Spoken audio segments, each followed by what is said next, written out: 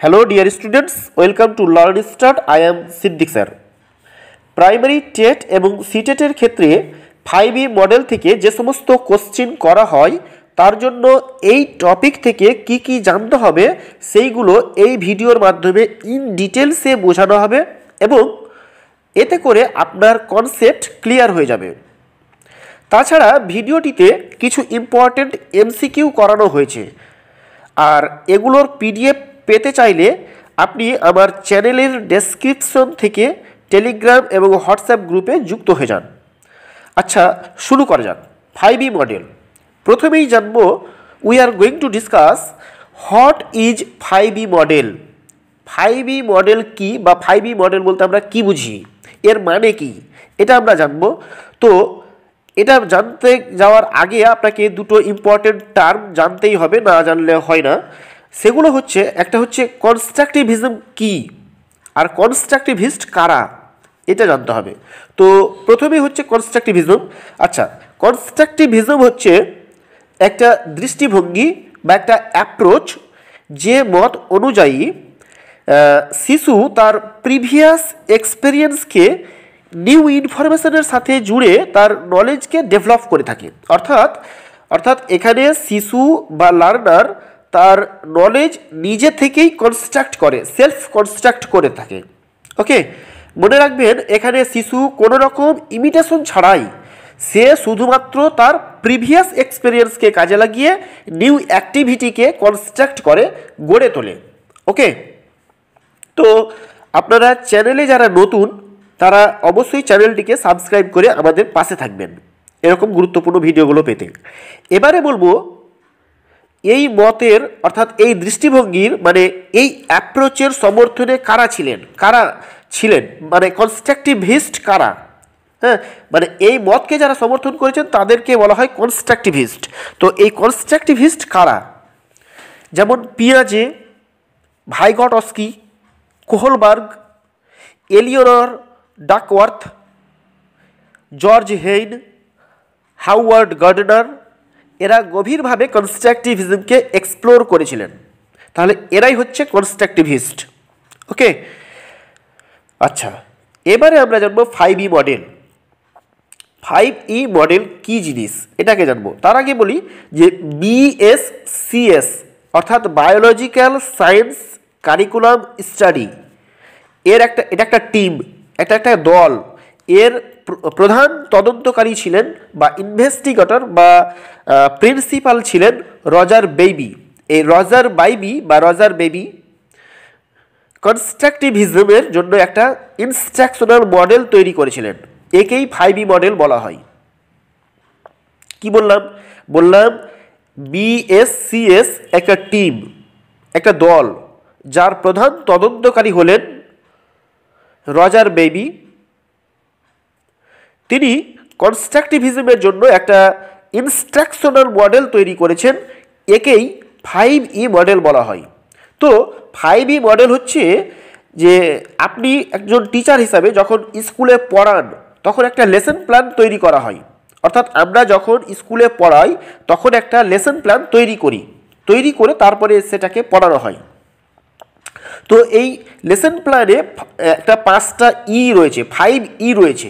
এই 5E অর্থাৎ 1 নম্বর হচ্ছে এনগেজমেন্ট, 2 নম্বর হচ্ছে এক্সপ্লোরেশন, 3 নম্বর হচ্ছে এক্সপ্লেনেশন, 4 হচ্ছে ইলাবোরেশন এবং 5 হচ্ছে ইভ্যালুয়েশন। এই 5Eর উপরে ভিত্তি করে লেসন প্ল্যান আমরা গড়ে তুলি। এইভাবে লেসন প্ল্যান যেমন সুন্দর হয়ে ওঠে, ঠিক তেমনি বাচ্চাদের কাছ থেকে রেজাল্টও বেশ ভালো পাওয়া যায়। মনে রাখবেন যে প্রত্যেকটা ইকে অর্থাৎ 5E, প্রত্যেকটা ই 1-এর পরে 2, 2-এর পরে 3, 3-এর পরে 4, 4-এর পরে 5। আপনি এনগেজের আগেই আপনি এক্সপ্লোরেশন করছেন এরকম হবে না। প্রত্যেকটা ধাপকে সিরিয়ালি মেনটেন করা হয়। এই ক্ষেত্রে এখানে প্রত্যেকটা স্টেজের লক্ষ্য হবে কনস্ট্রাকটিভ হবে। এখানে বাচ্চা সরাসরি ইনভলভড হবে, আর আপনি হবেন অর্থাৎ টিচার হবেন ফ্যাসিলিটেশন হিসাবে কাজ করবে। আর আপনি যদি অর্থাৎ টিচারই যদি মেন ভূমিকা নেয় তাহলে বুঝবেন যে এটা কনস্ট্রাকটিভিজম হলো না। অর্থাৎ এই 5E তে টিচার হবে ফ্যাসিলিটেটর হিসাবে কাজ করবেন, এবং স্টুডেন্টরা কী হবে, নিজে থেকেই ইনভলভ করতে হবে স্টুডেন্টদেরকে। ওকে, তো আমরা এই 5টা স্টেজকে বা ফেজকে একে একে আমরা বোঝার চেষ্টা করি। 1 নম্বর হচ্ছে এনগেজমেন্ট ফেজ। এনগেজমেন্ট মানে কি? এনগেজমেন্ট ফেজ, এনগেজমেন্ট মানে হচ্ছে মিলিয়ে নেওয়া, মেলানো। অর্থাৎ এখানে বাচ্চাদের চাহিদাকে গুরুত্ব দিয়ে ক্লাসরুমের বিভিন্ন টাস্কের মাধ্যমে স্টুডেন্টদের এনগেজ করা হবে। যেমন বিভিন্ন অ্যাক্টিভিটির মাধ্যমে, বিভিন্ন সারপ্রাইজিং ইভেন্টের মাধ্যমে, আশ্চর্যজনক ঘটনার মাধ্যমে এদেরকে তাদের পূর্বজ্ঞানকে কাজে লাগিয়ে নতুন কাজে যুক্ত করার সুযোগ দিতে হবে এদেরকে। অর্থাৎ এখানে বাচ্চাদের মানসিকভাবে কার্যে লিপ্ত করতে হবে বিভিন্ন ইভেন্ট এবং কোশ্চেনের মাধ্যমে। তারা যা জানে এবং যা করতে পারে তার সাথে সংযুক্ত করে আপনি এটাকে সহায়তা করবেন, সাহায্য করবেন ফ্যাসিলিটার হিসাবে। সবসময় মনে রাখবেন এখানে আপনি ফ্যাসিলিটার হিসাবে কাজ করবেন। ওকে, এই ছিল এনগেজমেন্ট ফেজ। 2 নম্বর হচ্ছে এক্সপ্লোরেশন ফেজ। এক্সপ্লোরেশনটা কি না, এখানে আপনি কিন্তু ফ্যাসিলিটার, ঠিক আছে, ফ্যাসিলিটার হিসেবে কাজ করবেন। এখানে শিক্ষার্থীদেরকে একসাথে কাজ করতে দিতে হবে, একসাথে দলের সাথে কাজ করতে দিতে হবে, কমিউনিকেশন যেন তারা করতে পারে এবং তাদের এক্সপিরিয়েন্সটাকে যেন তারা দলের মধ্যে শেয়ার করতে পারে। তো এখানে বাচ্চাকে সরাসরিভাবে আপনি পড়ানো শুরু করে দেবেন না।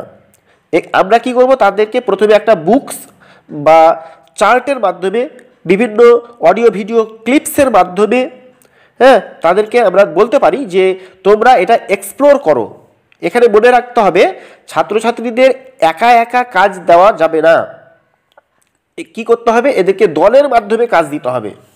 একটা দলের মাধ্যমে কাজ দিতে হবে, সকলকে একসাথে দেওয়া হয়, এতে করে এদের কোলাবোরেশন, এতে করে এদের কমিউনিকেশনটা ভালো হয়। এখানে বাচ্চা নিজেরাই এই সকল model, chart, audio video clips ইত্যাদি থেকে নিজেরাই এনগেজ হয়ে এক্সপ্লোর করে নেয়। ঠিক আছে, তো এই ছিল এক্সপ্লোরেশন ফেজ। 3 নম্বর ইম্পর্টেন্ট একটা ফেজ হচ্ছে এক্সপ্লেনেশন ফেজ। এক্সপ্লেন করতে হবে। কে এক্সপ্লেন করবে? তাদের মিসকনসেপশনগুলিকে ক্লারিফাই করে থাকে থ্রু ক্লাসরুম ডিসকাশনে। এরা কি করে, ক্লাসরুম ডিসকাশনের মাধ্যমে এদের যে ভুল ধারণাগুলো ছিল তারা কিন্তু এখানে তাদের ধারণাটাকে ক্লারিফাই করে নেয়, পরিষ্কার করে নিতে পারে। তারাই তাদের ব্যাখ্যার শেষে এটা পরে আপনি এটাকে বুঝিয়ে দেবেন, এটাকে এক্সপ্লেন করে দেবেন। ঠিক আছে, অর্থাৎ শিক্ষার্থীরা যে ঘটনাটি দেখছে সেটা তারা ব্যাখ্যা করবে। তারা তাদের প্রতিনিধি তাদের নিজস্ব অভিজ্ঞতা শেয়ার করবে, গ্রুপের মধ্যে শেয়ার করবে।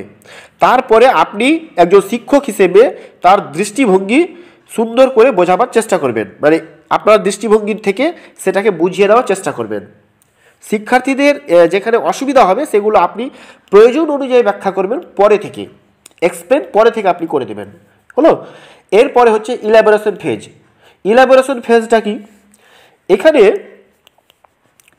এখানে বাচ্চারা তারা যে নলেজ অর্জন করলো, অ্যাকোয়ার করলো, সেটা কিভাবে অ্যাপ্লাই করবে, কিভাবে ইউজ করবে, সেজন্য এরা এটাকে রিয়েল ওয়ার্ল্ডে প্রয়োগ করে থাকে। এখানে স্টুডেন্টদের নিউ সিচুয়েশনে তাদের নলেজকে অ্যাপ্লাই করার অপরচুনিটি দেওয়া হয়। অর্থাৎ তারা তাদের আন্ডারস্ট্যান্ডিংকে রিয়েল ওয়ার্ল্ডে অ্যাপ্লাই করে থাকে। তাহলে কি বললাম, এখানে তারা তাদের নলেজকে বাস্তব জগতে, রিয়েল ওয়ার্ল্ডে অ্যাপ্লাই করে। এরপরে আসবে ইভ্যালুয়েশন ফেজ। ইভ্যালুয়েশন ফেজ কি?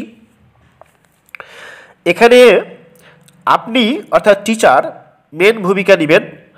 এখানে আপনি যেটা শেখাতে চাইছেন বা চেয়েছেন সেটা বাচ্চারা কতটা শিখলো সেটা যাচাই করা হয়।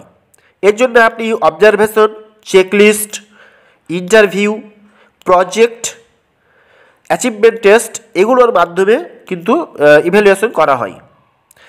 আমাদের যে উদ্দেশ্য, সেই উদ্দেশ্য পূরণ হলো কি না সেটাই হচ্ছে ইভ্যালুয়েশন ফেজে দেখা হয়।